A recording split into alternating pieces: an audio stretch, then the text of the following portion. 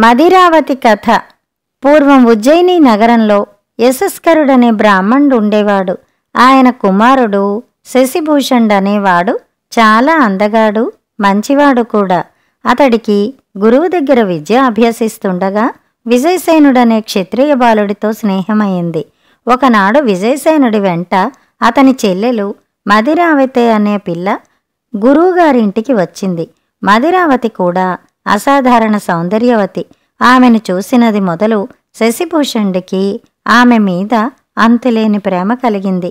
మదిరావతి ఇంటికి వెళ్ళి తన తల్లితో శశిభూషణుడి గురించి చాలా గొప్పగా చెప్పింది. శశిభూషణుణ్ణి ఒకసారి పిలుచుకురమ్మని తల్లి విజయసేనుడితో అన్నది. మన్నాడు విజయసేనుడు తన స్నేహితుడైన శశిభూషణుణ్ణి వెంట పెట్టుకుని వెళ్ళాడు.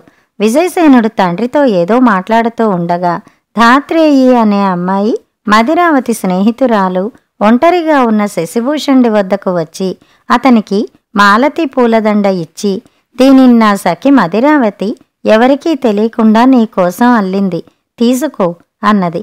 నీ సఖికి కావలిస్తే నా ప్రాణాలైనా ఇస్తానని చెప్పు అన్నాడు శశిభూషణుడు. అది మొదలు శశిభూషణుడు మదిరావతి తరచూ మాట్లాడుకుంటుండేవారు. నానాటికి వారి ప్రేమ పెరగసాగింది. ఇంతలో ఒకనాడు ఒక క్షత్రియ కుమారుడు వచ్చి మదిరావతిని తనకిచ్చి వివాహం చెయ్యవలసిందని ఆమె తండ్రిని కోరాడు. తన కుమార్తె మరొకరిని ప్రేమిస్తున్నదని తెలియక తండ్రి అంగీకరించాడు. లగ్నం కూడా నిశ్చయమైపోయింది. మదిరావతి వివాహం నిశ్చయమైన క్షణం నుంచి శశిభూషణుడికి మనోవ్యాధి పట్టుకుంది. కనీసం ఒక్కసారి మదిరావతిని కళ్ళారా చూసి తన మనోవేదనకు కొంత ఉపశాంతి చేసుకుందామన్నా వీలు పడింది కాదు. పెళ్లి రోజు వచ్చింది. మదిరావతికి తలంటి పెళ్లి కూతుర్ని చేశారు. త్వరలోనే మంగళవాద్యాలతో సహా పెళ్లి కొడుకు వచ్చాడు. ఏ విధంగానైనా మదిరావతి పెళ్లి తప్పిపోతుందేమోనన్న ఆశ అంతవరకు శశిభూషణుడి మనస్సులో ఉంటూ వచ్చింది. అది కాస్త ఇప్పుడు అడుగంటింది. శశిభూషణుడు ఆ బాధ భరించే కన్నా ఆత్మహత్య చేసుకోవటం నయమనుకున్నాడు. పెళ్లిపీటల మీద కూర్చునే ముందు మదిరావతి తోడు పెళ్లి కూతుళ్లతో సహా ఊరు వెలుపల ఉన్న అమ్మవారి గుడికి వచ్చి అక్కడ ఉండే కామదేవుడికి పూజ చేస్తుంది. ఆ గుడికి సమీపంగా దారిలో ఒక మర్రి చెట్టుంది.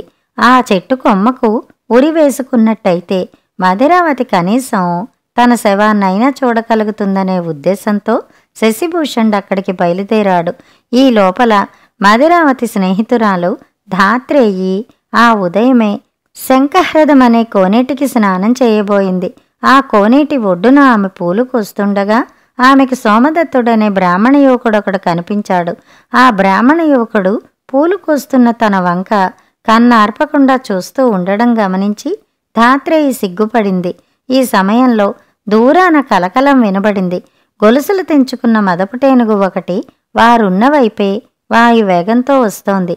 ఏమి చెయ్యాలా అని ధాత్రేయి ఆలోచించే లోపుగా పరదేశి అయిన ఆ సోమదత్తుడు ఆమెను తన చేతులతో ఎత్తుకుని పారిపోయి దూరాన గుమిగూడు ఉన్న జనం దగ్గర ఆమెను చేర్చాడు. అంత ధైర్య సాహసాలతో తన్ను కాపాడిన ఆ యువకుడి పుట్టుపూర్వోత్తరాలు ధాత్రేయి తెలుసుకునే లోపునే ఆ మదపుటేనుగు జనం మీదికి వచ్చింది. ఎక్కడి వారక్కడ చెల్లా చెదురుగా పారిపోయారు. సోమదత్తుడు కూడా పారిపోయాడు. అతను ధాత్రేయిని కలుసుకుని ఆమె సమాచారం తెలుసుకుందామని తిరిగి అక్కడికి వచ్చేసరికి ఆమె కనపడలేదు.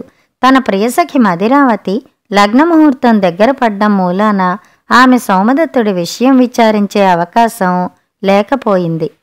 తాను రక్షించిన పిల్ల ఎవరో, ఆమె పేరేమిటో సోమదత్తుడికి తెలియదు. ఆమె కనపడిన దాకా విశ్రమించరాదని అతను నిశ్చయించుకుని బయలుదేరి చాలా దూరం నడిచాడు. అతను ఆ విధంగా నడుస్తూ అమ్మవారి ఆలయ ప్రాంతానికి వచ్చేసరికి దారిపక్క మర్రి చెట్టు నుండి వేలాడుతూ ఒక యువకుడి శరీరం సోమదత్తుడి కంటపడింది. సోమదత్తుడు వెంటనే దగ్గరికి వెళ్ళి ఆ శరీరాన్ని కిందకి దించి చూశాడు. ఉరి వేసుకున్న శశిభూషణుడు స్పృహ తప్పి ఉన్నాడు గాని చావలేదు. సోమదత్తుడు అతనికి ఉపచారాలు చేయసాగాడు. కొద్దిసేపట్లో శశిభూషణుడికి స్పృహ కలిగింది. అతను లేచి కూర్చుని సోమదత్తుణ్ణి చూసి, నా ప్రాణం కాపాడిన దయామయుడివి, ఎవరు నాయనా నీవు, నన్నెందుకు బతికించావు, నా జీవితం నిరర్ధకమైనది అంటూ తన కథ చెప్పాడు. అంతా విని సోమదత్తుడు, వెర్రివాడా, ఇదే నా పురుషాకారం, నేను నీలాగే ఒక కన్యను ప్రేమించాను. ఆమె ఎవరో తెలియకుండానే ఆమె కోసం అన్ని చోట్ల వెతుకుతున్నాను అంటూ తన కథ చెప్పాడు. వాళ్ళిద్దరూ ఆ విధంగా మాట్లాడుకుంటుండగానే దూరాన మంగళవాద్యాలు వినపడ్డాయి. అదిగో మదిరావతి కామదేవుణ్ణి పూజించడానికి వస్తోంది అన్నాడు శశిభూషణుడు. అయితే మనం గుడిలో విగ్రహాల వెనక దాక్కుందాం అన్నాడు సోమదత్తుడు. ఇద్దరూ విగ్రహాల వెనక దాగిన కొద్దిసేపటికి మదిరావతి తన చెలికత్తెలతో సహా గుడి చేరింది. మిగిలిన వారినందర్నీ బయటనే ఉంచి ఆమె ఒంటరిగా గర్భగుడిలోకి వచ్చి తలుపు మూసి గడియ పెట్టి, ఓ కామదేవా, నేను ఒకరిని ప్రేమిస్తే నన్ను మరొకరికి ఎందుకిచ్చి పెళ్లి చేస్తున్నావు? నా కోరిక ఈ జన్మలో తీరని పక్షంలో త్వరలో మరొక జన్మలోనైనా శశిభూషణుడి భార్య అయ్యేలాగు అనుగ్రహించు తండ్రి అని ప్రార్థించి తన వల్లెవాటు కంఠానికి చుట్టి ఉరి వేసుకోబోయింది.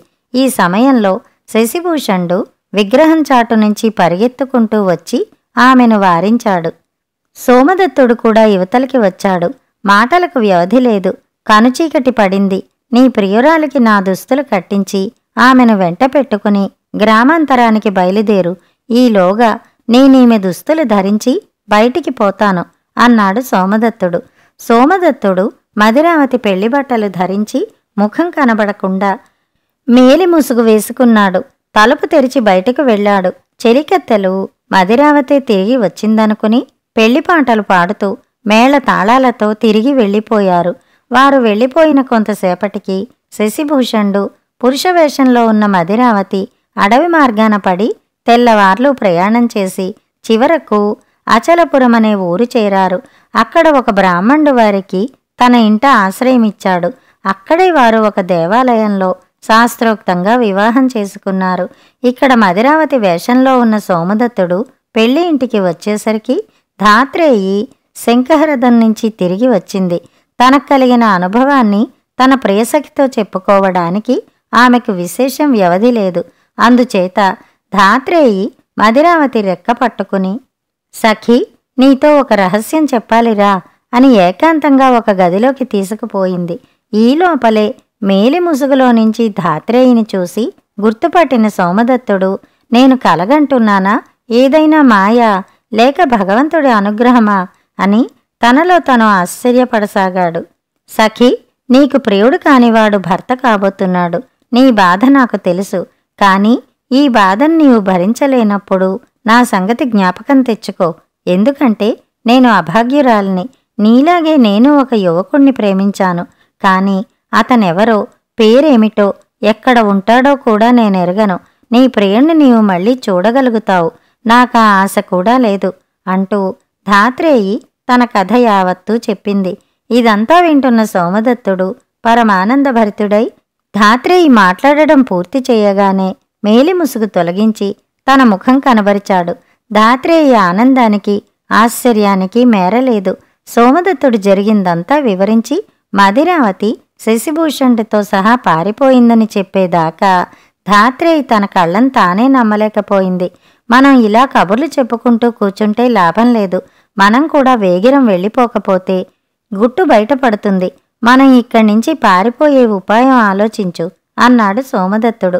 ధాత్రేయి తన నగలన్నీ మూటగట్టుకుని సోమదత్తుణ్ణి వెంట పెట్టుకుని దొడ్డిదారిన బయటికి వచ్చి చీకటిలో తోటల మధ్యగా దొడ్ల మధ్యగా ఊరి బయటికి తెచ్చింది. అక్కడి నుండి వారు బయలుదేరి కొన్నాళ్లు ప్రయాణం చేసి ఒక అగ్రహారం చేరి అక్కడ పెళ్లాడి నివాసం ఏర్పరుచుకుని సుఖంగా ఉన్నారు. కథ సమాప్తం. కథ కంచికి, మనం ఇంటికి.